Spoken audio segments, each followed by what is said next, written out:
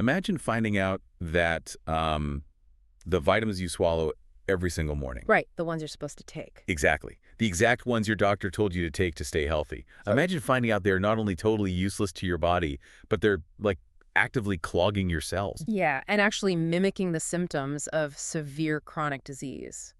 I mean, think about how frustrating that would be for you listening right now. You're doing everything right. You're taking the supplements, eating the fortified foods, but instead of thriving, you're just dealing with brain fog or weird gut issues or this lingering, unexplained anxiety. And the whole time, the medical world might just be telling you to try a new diet. Right.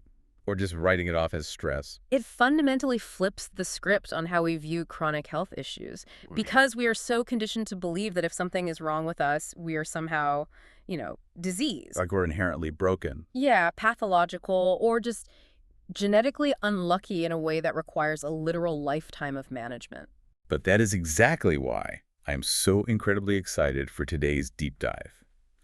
We have a specific mission today, and it is entirely focused on you and your biology. It's a really radical idea we're exploring. It really is. We are pulling from a deeply technical, but thankfully very accessible transcript featuring Gary Brecka. This is from the Ultimate Human podcast. And the core argument we're going to unpack today is that you might not be broken at all. Not even a little bit. You might just be profoundly nutrient deficient, but in a way that standard blood tests completely miss. Because it all comes down to this massive biological bottleneck. Yeah. The source zeroes in on what is estimated to be like the most common gene mutation in the world. Right, and what's so compelling about this material is how it explains the actual mechanism behind the deficiency. Yeah. It's not that you aren't consuming the nutrients, it's that your body physically lacks the specific biochemical machinery to translate those nutrients into anything useful. To really visualize this, because the science gets heavy, the source uses an analogy that instantly made the whole concept click for me. The car analogy. Yes. They compare swallowing standard off-the-shelf vitamins to basically pumping crude oil directly into your car. Which is a great visual. I mean, think about the sheer mechanics of that. Yeah. You can pull thousands of barrels of crude oil out of the ground. It is technically fuel, right? Technically, yes. But if you try to pump that thick, unrefined sludge straight into your Honda Civic, the car isn't going to run.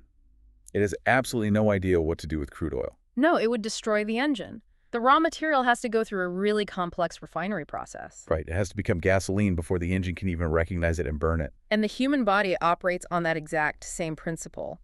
We ingest raw materials, vitamins, minerals, amino acids, and we just make this massive assumption that our digestive tract absorbs them and our cells immediately use them. Like it's instant magic. Exactly. But the reality is that almost nothing you consume is in a biologically active format when it enters your mouth. It all has to be refined. I was actually thinking about this in terms of software, too, because I'm a bit of a tech nerd. Oh, the zip file idea. Yeah. It feels exactly like downloading a massive .zip file to your computer. Like, say a friend emails you a huge folder of high-res photos from a trip, and it arrives as a compressed zip file. The data is all there. Technically, yes. It's sitting right there on your hard drive. But if your computer's missing the internal software to unzip or extract that file, you can't view a single image. It's totally useless. The data is dead weight. And according to this text, that is exactly what is happening inside the bodies of nearly half the population.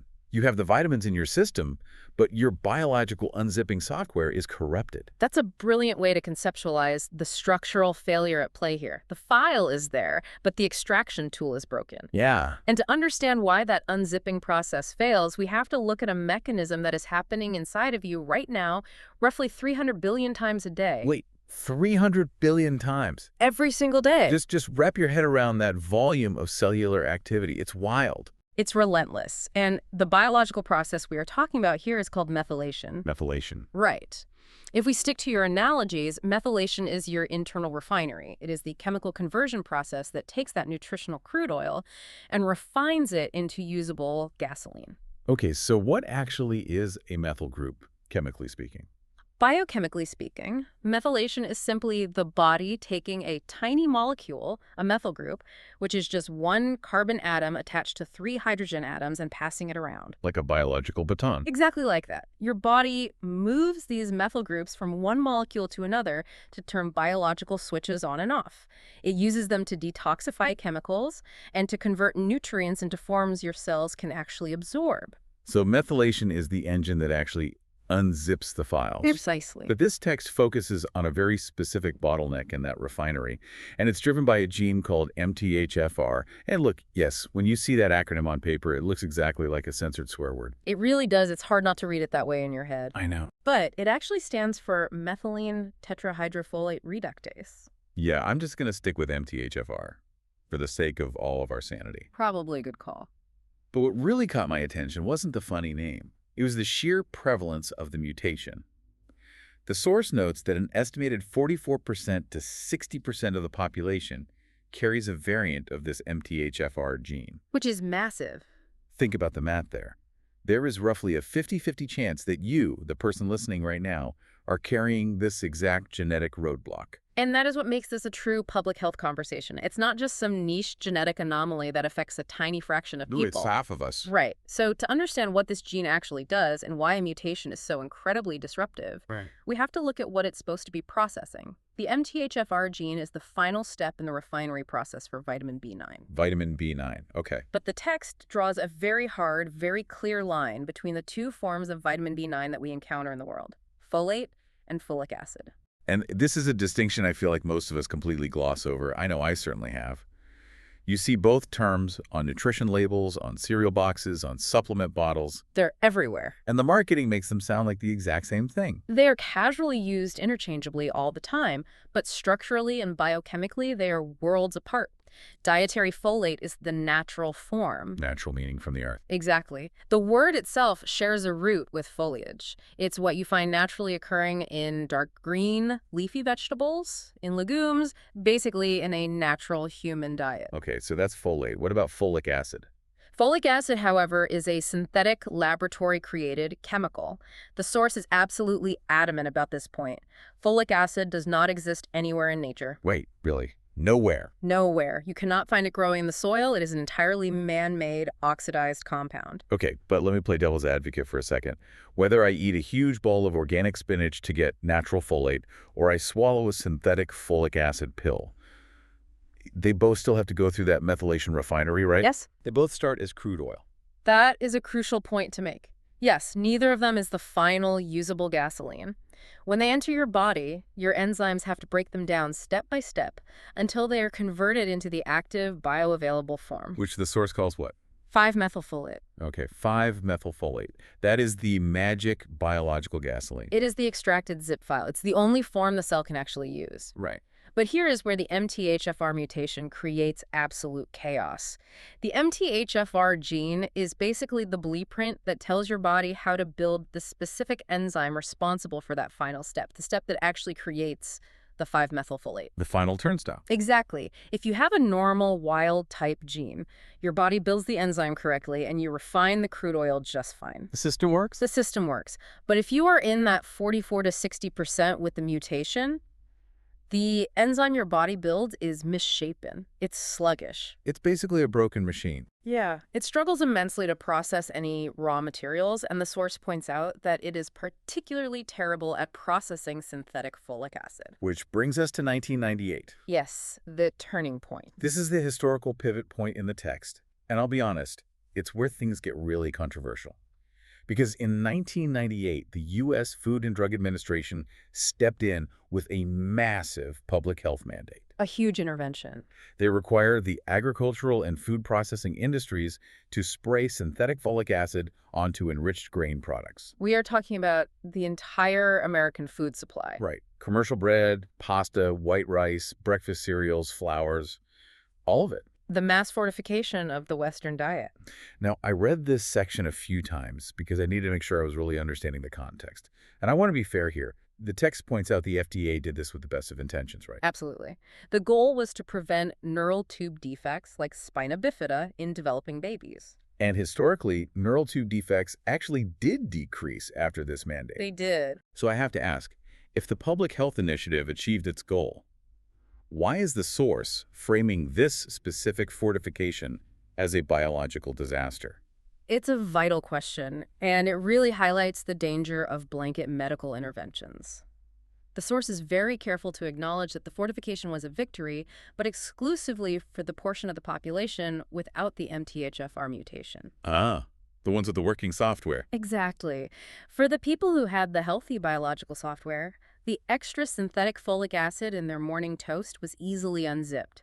Their bodies turned it into 5-methylfolate, and it successfully protected their pregnancies. The FDA essentially ignored the other half of the country. They forced a synthetic chemical into the daily diet of hundreds of millions of people, knowing full well that nearly half the population lacked the genetic machinery to efficiently break it down. Okay, so if you have the mutation, what actually happens to all that synthetic folic acid?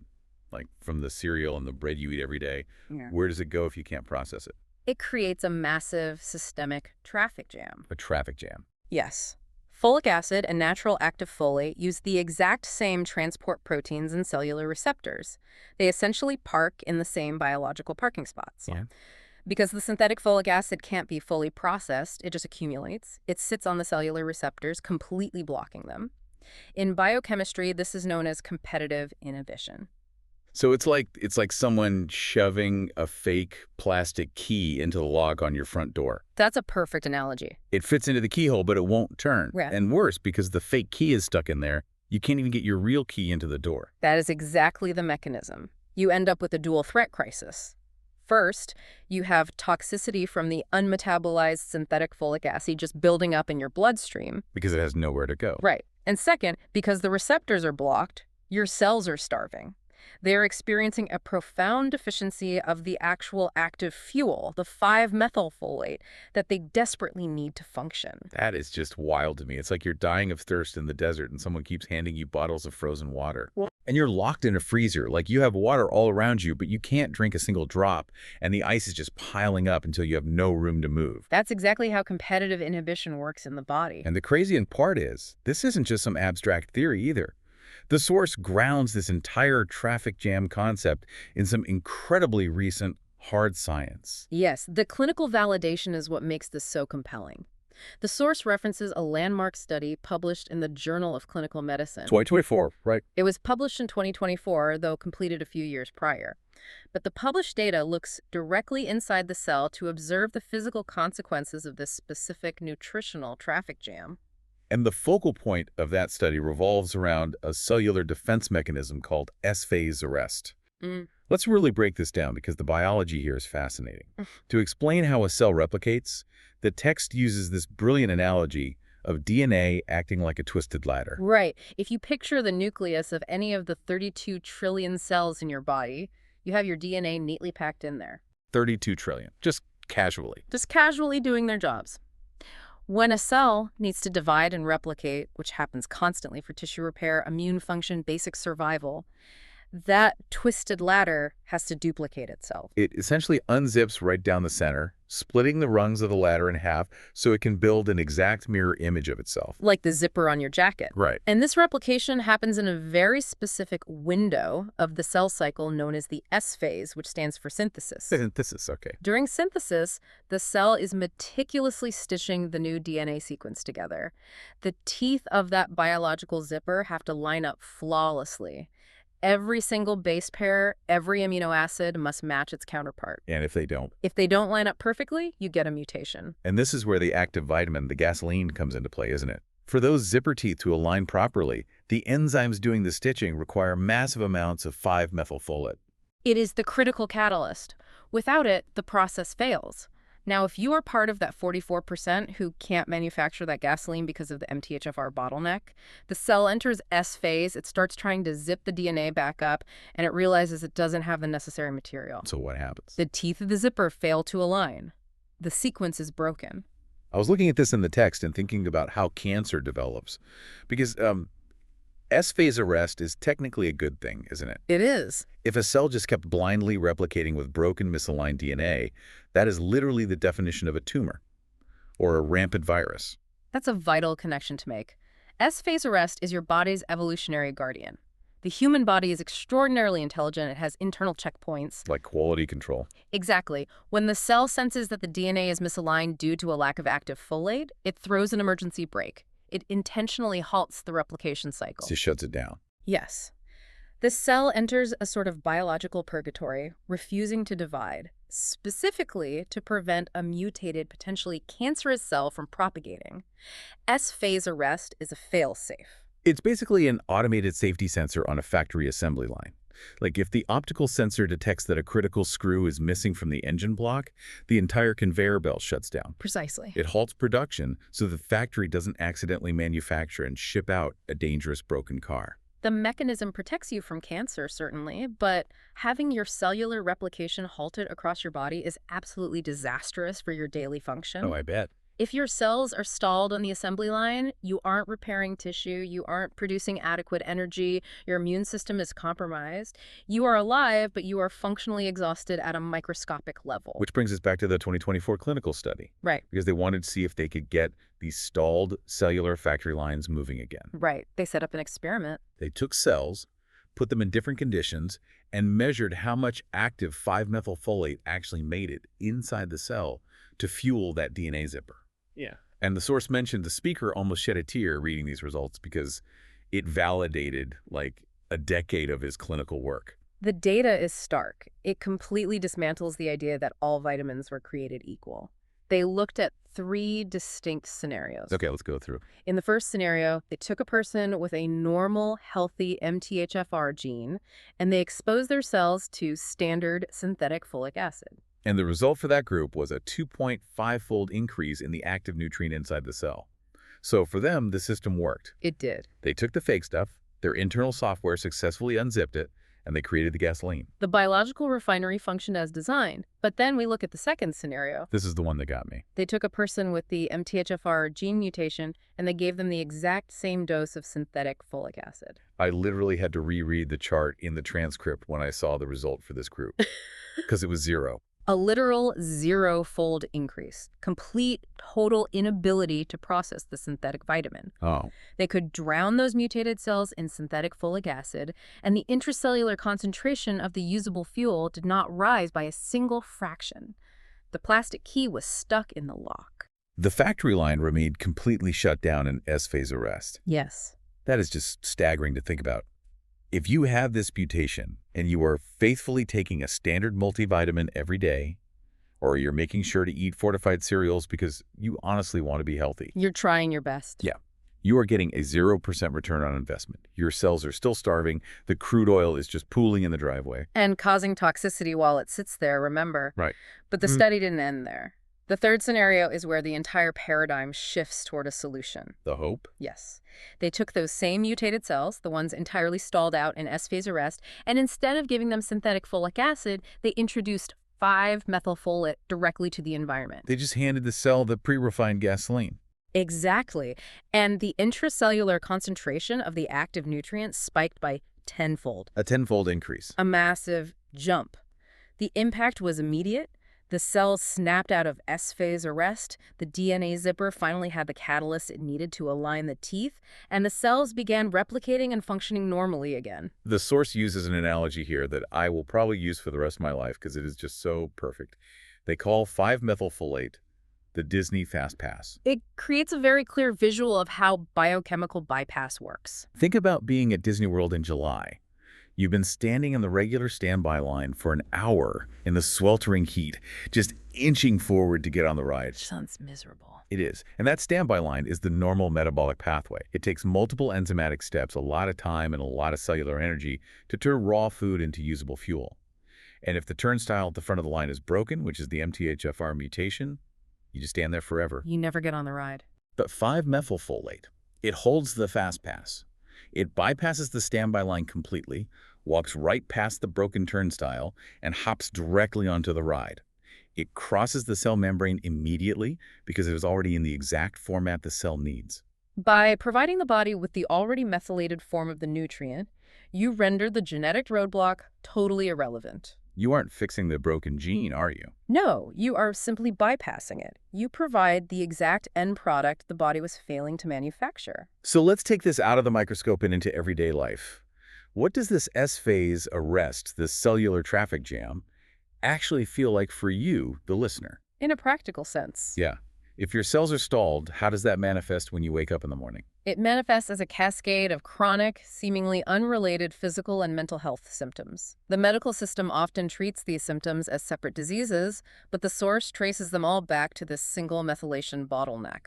Let's look at the physical fallout first, starting with something incredibly common: severe gut disruption.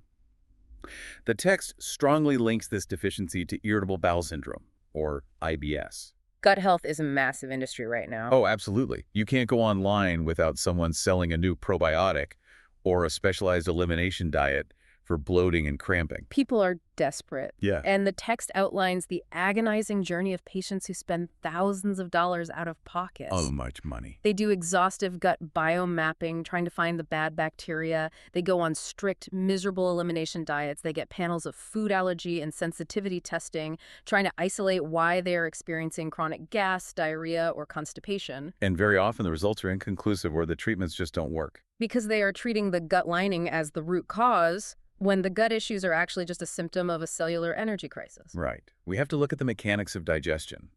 Your gastrointestinal tract relies heavily on smooth muscle contractions, a process called peristalsis, to push food through the system at the correct speed. The pace of your gut motility is just as vital as the digestive acids. But muscle contraction requires massive amounts of cellular energy, ATP, which relies entirely on healthy methylation. Exactly. If your gut cells are starved of 5-methylfolate installed in S-phase arrest, they simply cannot generate the energy needed to maintain that rhythmic pacing. So your digestion either slows down completely, causing fermentation and severe bloating. Or it panics and speeds up. Yeah, you could be eating the most pristine, organic, biome-friendly diet on the planet. But if you don't have the biological gasoline to contract the muscles, your gut is still going to be a disaster zone. You are addressing the software when the hardware has no power. And this energy crisis extends into the cardiovascular system as well. One of the most critical and potentially life-saving connections made in the source material is the link between the MTHFR mutation and hypertension. High blood pressure. I mean, it affects tens of millions of people, and we are constantly told it's just a byproduct of stress or eating too much salt or bad genetics. It's standard narrative. Yeah. So how does a specific vitamin deficiency cause your blood pressure to spike? It's a very clear, documented biochemical cascade.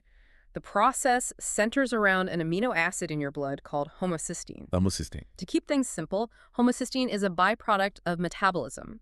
In a healthy body, active 5-methylfolate comes along, binds to homocysteine, and recycles it back into something safe and useful. So active folate is essentially the janitor that sweeps up the homocysteine. Yes, that's a good way to look at it. But if you have the mutation and you cannot create active folate, the janitor never shows up. Oh, no. Homocysteine levels begin to rise uncontrollably in the bloodstream. And homocysteine is highly toxic to the vascular system. It acts almost like microscopic shards of glass, irritating and damaging the endothelial lining of your blood vessels. Shards of glass in your veins. That's a terrifying image. It is, and furthermore, it suppresses nitric oxide, which is the molecule that tells your blood vessels to relax and open up. So if the vessels are irritated by the shards of glass and they lose the signal to relax, what do? They protect themselves by constricting. The walls of your blood vessels thicken and tighten up. And from a basic physics standpoint, if you have the exact same volume of blood trying to pump through pipes that have suddenly become much narrower and more rigid, The pressure inside those pipes has to go up. exactly. That makes terrifying sense. Vascular constriction driven by a toxic byproduct. And the source drops a statistic here that honestly makes me question modern diagnostic practices. They note that roughly 85% of hypertension diagnoses in America are classified as idiopathic. Idiopathic essentially translates to, we observe the symptom, but we have absolutely no idea what is causing it. Right. The doctor sits you down and says, your pressure's 150/90. We don't know why. Your heart looks fine. But here's a beta blocker to force your heart to slow down, or a diuretic to make you pee out fluid to lower the volume. They treat the physics of the pressure. But they completely ignore the chemistry of the pipes. The source is arguing that the origin is known in many of these cases. We just refuse to look at it. We aren't checking if a genetic inability to process folate is leaving toxic homocysteine in the blood, which is chemically forcing the vessels to constrict. It is a massive oversight in preventative medicine. We are managing a symptom with lifelong pharmaceuticals when a simple nutritional bypass might resolve the underlying chemical irritant. And speaking of pharmaceuticals, the source highlights a paradox in how we prescribe medications that is deeply concerning, specifically regarding rheumatoid arthritis. Okay, this part of the text actually made me angry because it illustrates such a massive disconnect in biological logic. Let's walk through the methotrexate paradox. It's a classic example. If you have severe rheumatoid arthritis, your doctor will likely prescribe a heavy-duty immunosuppressant and corticosteroid called methotrexate. Yes, it's a standard first-line treatment for autoimmune joint destruction. But biochemically, methotrexate is known as a DHFR inhibitor. And what does that mean in plain English? Without getting bogged down in the acronyms, what that means is methotrexate intentionally puts up a chemical roadblock in your cellular refinery. It actively blocks the body from converting folic acid into the usable 5-methylfolate. Wait, so the medication intentionally induces the exact same bottleneck that the MTHFR gene mutation causes naturally? It mimics the mutation perfectly. It shuts down the methylation pipeline. Okay. Now, the medical community is well aware of this mechanism. They know that patients on methotrexate will suffer severe folate depletion because of this chemical blockade. Right. So what is the standard protocol? What do rheumatologists prescribe alongside the methotrexate to prevent this depletion? They prescribe massive doses of more folic acid. They do. I want to make sure I'm understanding this because it sounds completely absurd. It does. The doctor gives you a drug that specifically breaks your ability to process folic acid. Mm-mm. And to fix the problem they just created, they give you large amounts of folic acid. Mm-hmm. But the pathway is blocked. That's like seeing a massive 10-car pileup completely blocking a highway, and the city planner's solution is to detour 500 more cars directly into the back of the traffic jam. It doesn't clear the jam. It just makes the pileup bigger. It defies fundamental biochemistry. The source points this out as a glaring flaw in standard medical protocol. Flooding a blocked pathway with more crude oil does absolutely nothing to help the patient because the enzyme needed to refine it has been chemically inhibited by the drug. So what do they actually need? What those arthritis patients actually need is the Disney Fast Pass. They need to be supplemented directly with the active 5-methylfolate. Because that bypasses the methotrexate roadblock entirely. Exactly. Providing the cells with the end product they are starving for without interfering with the drug's intended action on the immune system. It just shows how compartmentalized medicine has become. But the source doesn't just stick to physical ailments like gut health and joint pain. They take this exact same biochemical cascade, this methylation failure, and they trace it straight up into the brain. Which is where things get really fascinating. And this is where the deep dive enters the mental health matrix, which I think is going to resonate deeply with a lot of people. It fundamentally shifts the blame for many mood disorders from a psychological failing to a physiological deficiency. We have to continue tracing the chain reaction we started with hypertension. Right.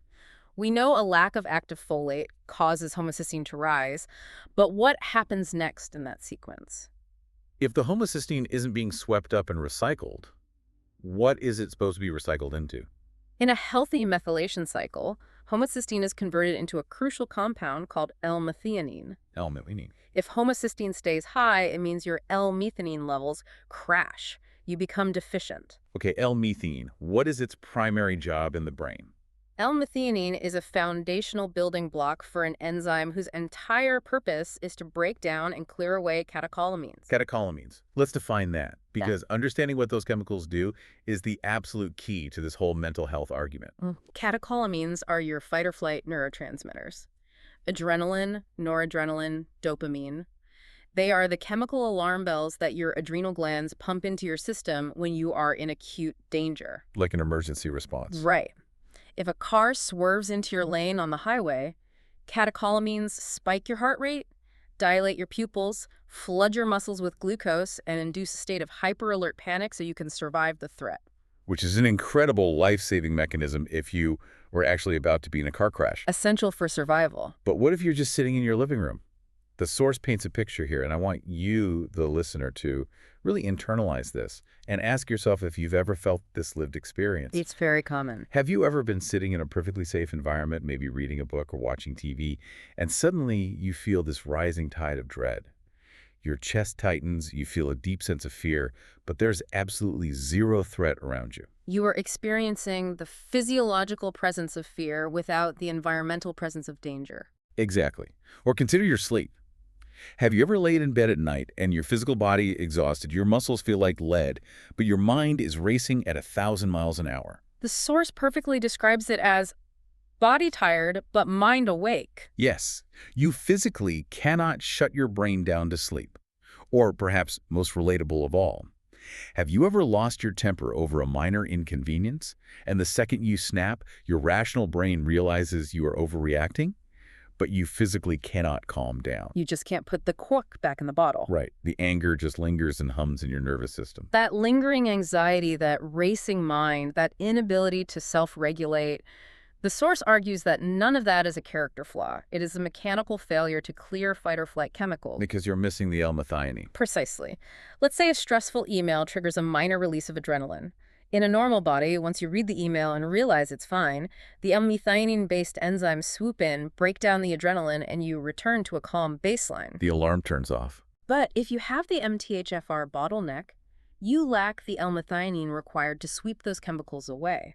The enzyme simply isn't there in sufficient quantities. So the adrenaline just sits there, marinating in your brain. Synapses. The alarm bell gets stuck in the on position.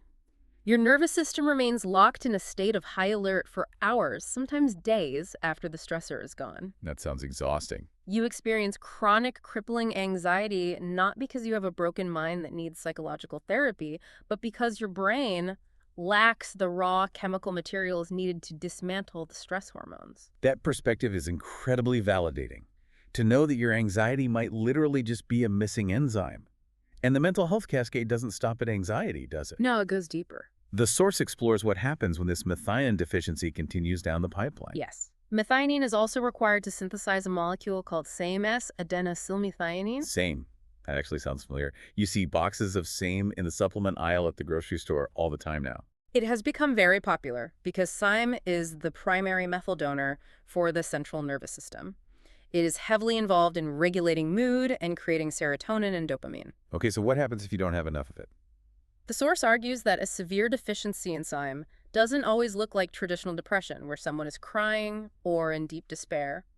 Very often, a same deficiency presents as a profound, hollow mood numbness. The text gives an example of mood numbness that is so tragic, but probably so common.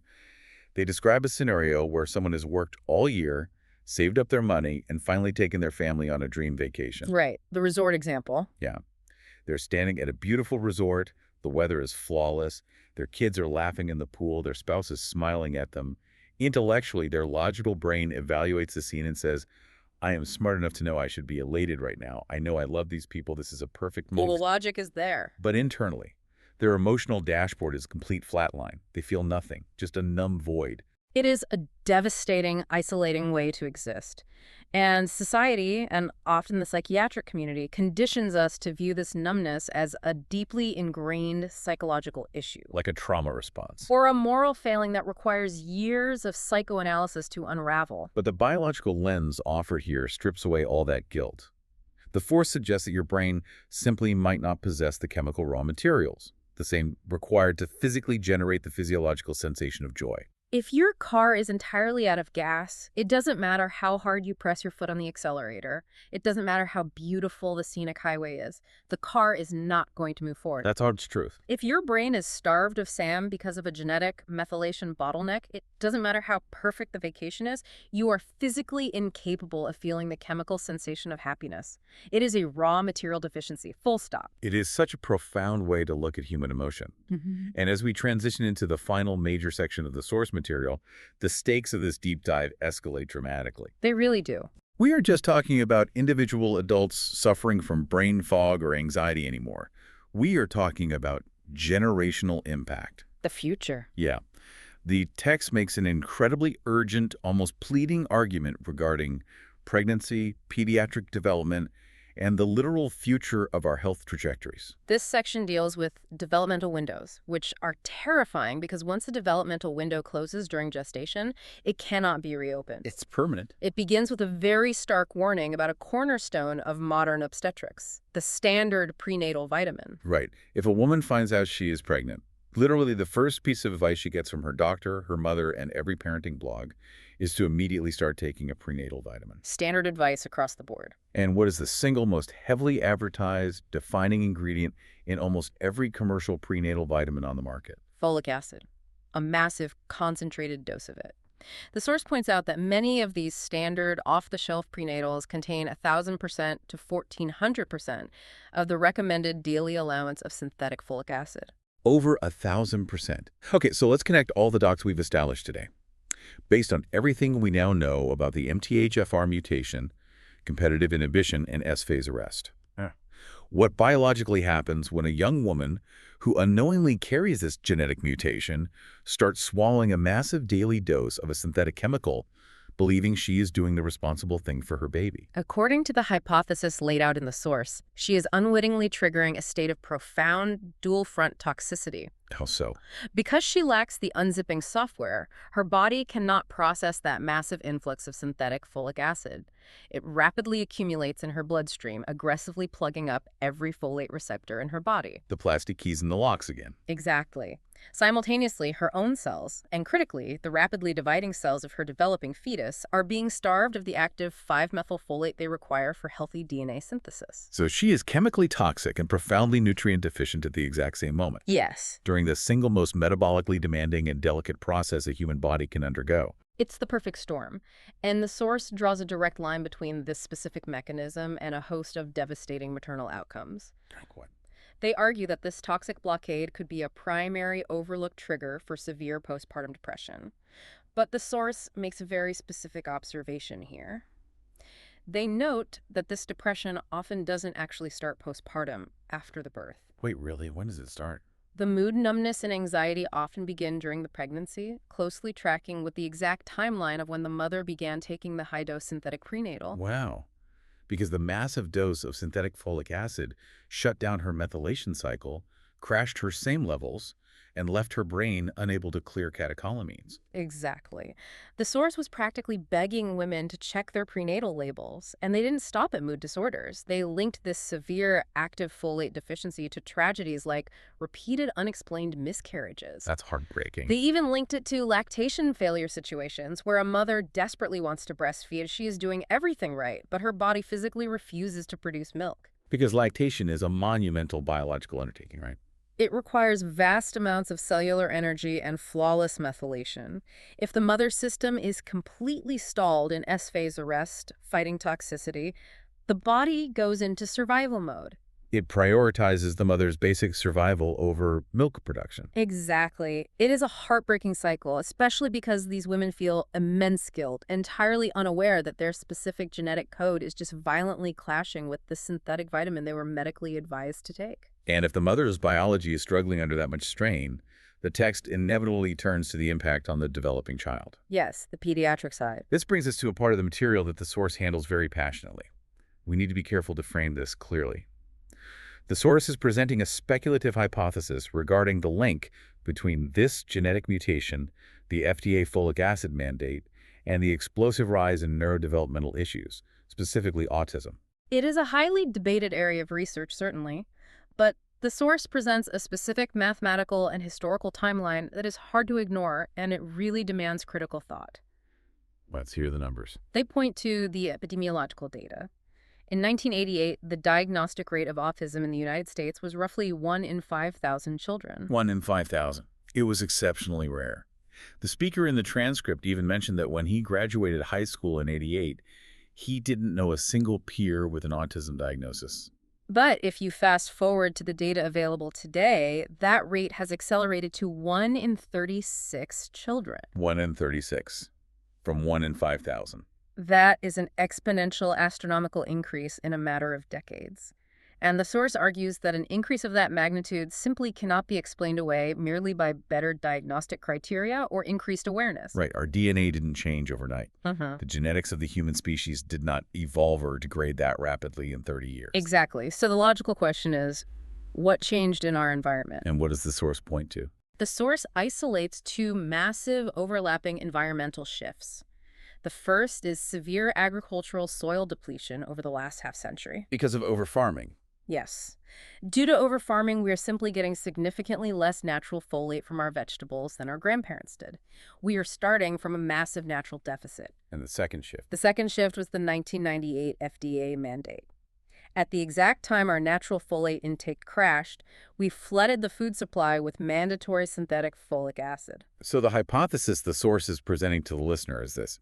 When you combine a pre-existing genetic bottleneck, the MTHFR mutation, which affects half the population, Right. with a massive drop in natural nutrients due to dead soil, Yes. and then you force a cheap synthetic chemical into the diet of pregnant women that competitively inhibits and clogs up whatever remaining enzymatic pathways they have, you create the perfect biological storm for neurodevelopmental failure. That is the core argument. The developing fetal brain is the most complex structure in the known universe.